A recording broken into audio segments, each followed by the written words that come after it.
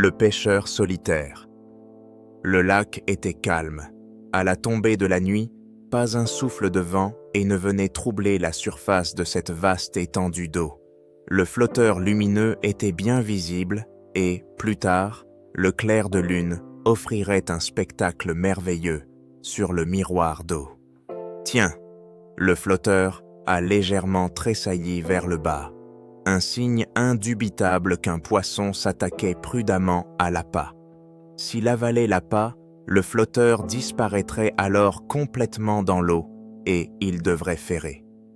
Probablement juste un petit verron qui a grignoté l'appât, se dit-il. Mais ses pensées s'en allèrent pas plus loin, et si l'appât était déjà mangé et que l'hameçon était là nu, je risque d'attendre longtemps une touche. Jean lutta contre son impatience pendant encore environ 5 minutes. Comme rien ne bougeait au niveau du flotteur, il ramena lentement la ligne, puis sortit prudemment de l'eau le flotteur et l'hameçon qui y était accroché. Effectivement, il n'y a rien. Jean avait eu raison de se douter de cela. Et si l'appât était trop haut et que les gros poissons se nourrissaient plus bas? Cette réflexion n'était pas si farfelue. On pouvait pêcher en vain pendant des jours si l'on lançait son appât bien au-dessus du banc. Mais l'inverse pouvait tout aussi bien se produire. On avait lancé l'appât au-dessus du fond et les poissons chassaient juste sous la surface. Dans ce cas-là, on rentrait aussi à la maison sans prise. Le pire pour Jean, c'était de pêcher dans un nouveau coin. C'était certes passionnant, mais on ne connaissait pas les heures de frais. On ne savait pas quels poissons s'y trouvaient, on ne connaissait pas les meilleurs endroits. On avait alors souvent intérêt à demander conseil à un pêcheur expérimenté de la région. Jean était un pêcheur passionné. Il avait toutes sortes de cannes pour toutes sortes de poissons, leurres artificiels, mouches, cuillers. Que ce soit en rivière, en étang, au lac ou à la plage. Il ne lui manquait rien en matière d'équipement. Souvent, il était déjà debout à 3 heures du matin pour être sur place, prêt à l'affût avec son matériel de pêche, juste à temps pour le lever du soleil. À cette heure-là, il avait déjà sorti bien des grosses carpes de l'étang. Le garçon ne s'était tout simplement pas attendu à ce qu'un pêcheur soit déjà sur place si tôt. Les carpes les plus grosses sont les plus rusées. Elles ont déjà échappé à bien des hameçons grâce à leur ruse. Jean devait donc sans cesse inventer de nouvelles astuces pour réussir à les attraper. Jean observait le plan d'eau de très près. Souvent, il s'asseyait là sans même avoir de canne à pêche, juste pour observer ce qui se passait juste sous la surface, où se trouvait un repère abritant d'un brochet de belle taille, à l'affût d'une proie, ou si des anguilles se faufilaient à travers les roseaux. Chez lui, il possédait un nombre impressionnant de livres consacrés à sa passion pour la pêche. Bref, Jean ne pouvait imaginer rien de plus passionnant que la pêche. Au bistrot, il entendait souvent ses amis plaisanter. « Tiens, voilà notre pêcheur solitaire. » La table éclatait de rire un instant, puis on tapait sur l'épaule de Jean. Bien sûr qu'il était le bienvenu, il avait déjà rapporté à plus d'un membre de la table quelques truites fraîchement pêchées et, pas plus tard que l'autre jour, il avait offert à Maria, pour son anniversaire, un brochet qui devait bien peser ses 6 kilos. Bien sûr, on se moquait parfois de lui, en disant que ses histoires n'étaient que des histoires de pêcheurs, mais ceux qui allaient eux-mêmes à la pêche n'étaient généralement qu'un peu envieux. Jean s'en accommodait très bien. Parfois, Jean partait 10 jours au Danemark pour pêcher dans un endroit isolé, au milieu d'un marais, dans des étangs naturels où personne ne venait jamais. Là, il était seul avec la nature, libre de ses pensées, et se sentait vraiment bien. « On ne peut pas être plus libre », se disait-il à voix haute. « Qu'il m'appelle le pêcheur solitaire, je ne vois pas ce qui pourrait encore me manquer pour être heureux. » Ah oui? Aucune idée, si complètement grisée de bonheur? Nous pouvons changer cela. C'est sans doute ce que le destin a dû penser en écoutant Jean là, dans les roseaux. D'un seul coup, des jours étranges s'annonçaient pour Jean. Oh, histoire de pêcheur, s'ajoutait désormais la guigne du pêcheur. On ne peut pas l'appeler autrement. Les poissons ne mordaient côte pas. Ils pêchaient au fond, au leurre, au flotteur. Rien. Eh bien, pensa Jean, il paraît que même les meilleurs disciples de Saint-Pierre connaissent ce genre de jour. Il rangea son matériel, rentra chez lui et réfléchit encore un peu à sa malchance de pêcheur. Mais quelques jours plus tard, il se retrouva près d'un plan d'eau qu'il connaissait bien et fit glisser un leurre dans l'eau avec l'aisance de l'habitué. C'est là qu'il avait déjà attrapé bien des truites savoureuses. Rien. Jean prit sa petite pelle pliante et partit à la recherche de quelques vers de terre. Si ce n'est pas avec la cuillère, alors il ne faut probablement qu'un vrai délice pour les attraper. Jean était après tout un pro et connaissait bien ses petits chéris. Je voulais dire, ses truites. Sous quelques feuilles mortes, à peine 10 centimètres sous terre, il découvrit quelques gros vers et les enfila rapidement sur l'hameçon. « Bon appétit !» Sur ces mots, il lança sa canne à pêche. Le flotteur s'envola loin au large et Jean le suivit des yeux. Un doigt sur la ligne pour ne manquer aucune touche, même la plus légère. Rien. Un bon moment plus tard, il ramena la canne. L'hameçon était nu. Tout avait été soigneusement rongé. Il ne restait plus rien du vers. C'est reparti. Je savais bien que vous ne pouviez pas résister aux vers de terre. L'après-midi fit place au soir, et le soir fit place à la nuit. Depuis longtemps, le flotteur était muni d'un bâton lumineux, afin que Jean puisse voir le flotteur plonger même dans l'obscurité. Rien, il était presque minuit lorsque Jean rentra chez lui. En temps normal, c'était le jour où il buvait une petite bière après le travail, ou deux avec ses copains, mais aujourd'hui, il avait plutôt continué à pêcher avec acharnement, malheureusement sans succès. Il était rentré les mains vides. Le week-end, Jean s'attaqua à son matériel de pêche et l'examina. Il remplaça les vieilles lignes, mit une goutte d'huile sur une roue de lin où l'autre moulinait. Il a remplacé un émerillon par un œuf. Sur l'autre canne, il a renouvelé le bas de ligne. Et ainsi de suite. Parfois, c'est bien l'équipement qui pose problème, se dit Jean. Une fois que tout eut passé son examen minutieux, il chargea le tout dans la voiture. Le lendemain matin, il comptait partir de bonne heure. Que dire de plus? Jean est revenu sans un seul poisson. Il était de très mauvaise humeur. C'était tout simplement maudit.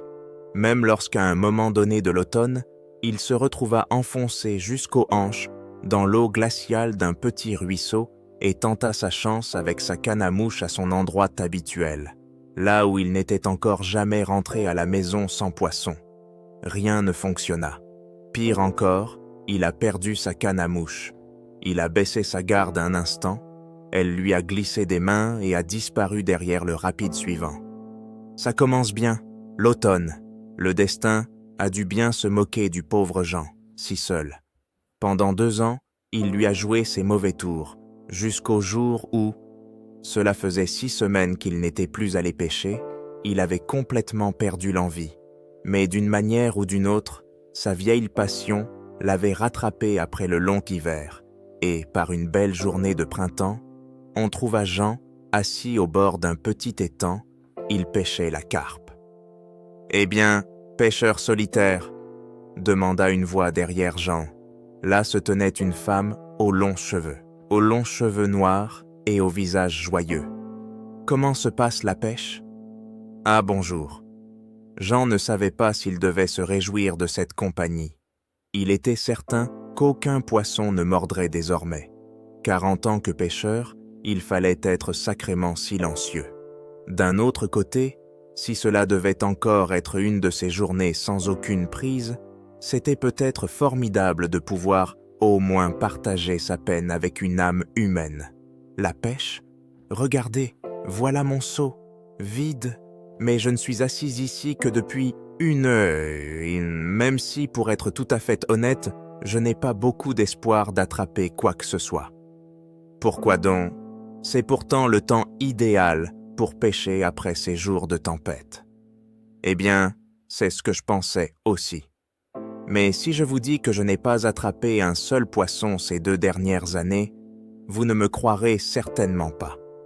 Mais c'est comme si j'étais maudit. Vous pêchez depuis longtemps? Depuis 15 ans déjà, mais j'ai dû désapprendre comment faire, d'une manière ou d'une autre. La femme s'assit à ses côtés dans l'herbe, et ils réfléchirent ensemble à ce qui pouvait bien expliquer la malchance de Jean en matière de pêche. La femme, qui s'était d'ailleurs présentée sous le nom de Félicia, réfléchit un instant puis demanda à Jean « Comment cette malchance a-t-elle commencé, au juste? C'est à peine croyable, ce qui vous est arrivé. » Eh bien, c'était il y a environ 2 ans. J'étais assis dans un coin tranquille, l'homme le plus heureux du monde. Je réfléchissais à la vie et j'ai dit à voix haute « On ne peut pas être plus libre que ça. » Qu'il m'appelle donc le pêcheur solitaire. Je ne voyais pas ce qui pourrait encore manquer à mon bonheur. Félicia bondit. Nous y voilà. Vous l'avez vous-même provoqué. Comment cela? Je dois préciser que j'appartiens à une vieille famille rome et que nous, les Tiganés, avons notre propre façon de comprendre les choses de ce monde qui ne se laissent pas expliquer si facilement. Mais ici, les choses sont désormais claires. Vous devez m'expliquer cela, demanda Jean, complètement envoûté par la voix chaleureuse de Félicia. Vous venez d'enfreindre 3 lois de la nature. Le destin ne vous suivra pas, c'est tout ce que je peux dire. Mais je n'ai pourtant que... Laissez-moi vous expliquer. Premièrement, qui vous donne le droit de prétendre être l'homme le plus libre de ce monde? Deuxièmement, c'est contre nature d'être seul. Même vos poissons ont leur moment où ils cherchent un partenaire. Les solitaires ne sont pas les bienvenus dans la nature. Et troisièmement, enfin, vous avez défié le destin lui-même, comme s'il n'y avait rien qui puisse vous priver de votre bonheur. Pourtant, je l'ai juste dit comme ça, lors d'une magnifique journée de pêche. Eh bien, mais l'univers a de grandes oreilles. Une idée de ce que je pourrais faire? Jean était devenu tout timide et se sentait en même temps si bien en présence de Félicia. Félicia le regarda sérieusement. « Ça ne va pas leur être facile, » dit-elle alors, en prenant la main de Jean dans la sienne et en le regardant profondément dans les yeux. « Vous devrez vous adresser au destin lui-même. » Jean déglutit. Qu'aurait-il bien pu dire au destin? Félicia lui donna une piste de réflexion qui en disait long. Imaginez un instant que le destin ne serait qu'un seul poisson à sa table. Que lui demanderiez-vous? Cette idée ne facilitait en rien la tâche de Jean. Il n'avait jamais été un grand orateur. Ce n'était pas pour rien qu'on l'appelait le pêcheur solitaire. Peu à peu, une idée germa dans l'esprit de Jean. Il se leva, prit Félicia par la main, fixa l'eau du regard et dit d'une voix grave « Bon destin, pendant de nombreuses années de ma vie, j'ai été le pêcheur solitaire. J'ai pêché des poissons dans les rivières, les lacs, la mer, les étangs et les barrages. Il faut maintenant que cela cesse, j'ai compris le message.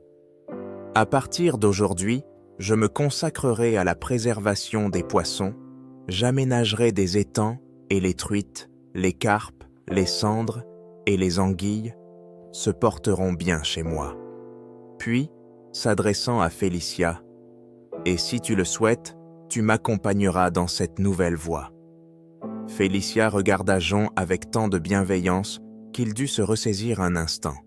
C'est ainsi que Jean et Félicia formèrent un couple et qu'ils se lancèrent tous deux dans l'élevage de truites au cœur d'une magnifique région boisée.